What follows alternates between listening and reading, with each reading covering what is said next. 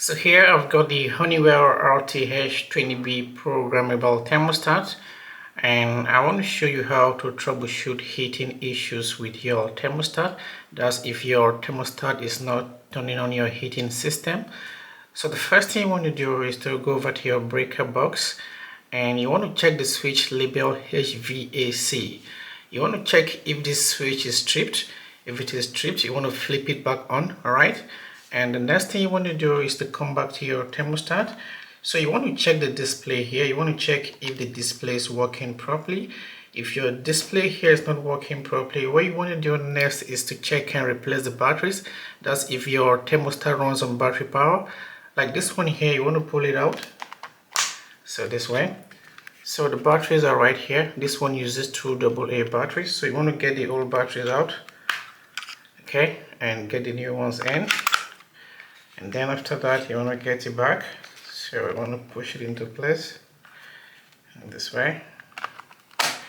Alright, so the next thing you want to do is to come over here. You want to check the mode on your thermostat.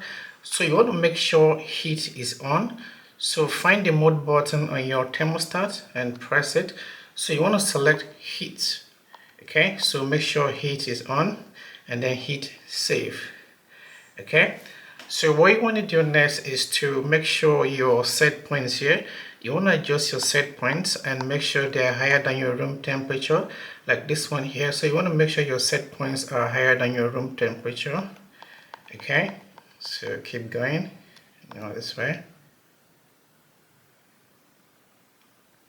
Alright, so you want to make sure your temperature set points are higher than your room temperature. Alright, and now you can see heat on right here. So you want to make sure heat is turned on here, and then set your temperature here, your set points, to be higher than your room temperature.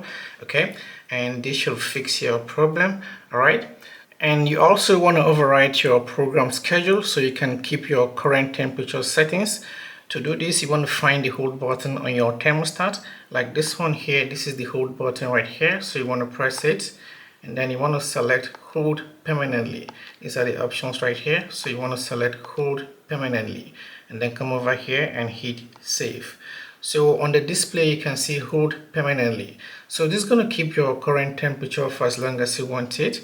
And if you want to remove permanent hold, you want to come back here, press the hold button, and now select cancel hold, and then come over here and hit save. Okay, so that's it. I hope this video helps you, and if so, please consider subscribing to my channel for more videos like this. Thank you for watching. See you in the next one.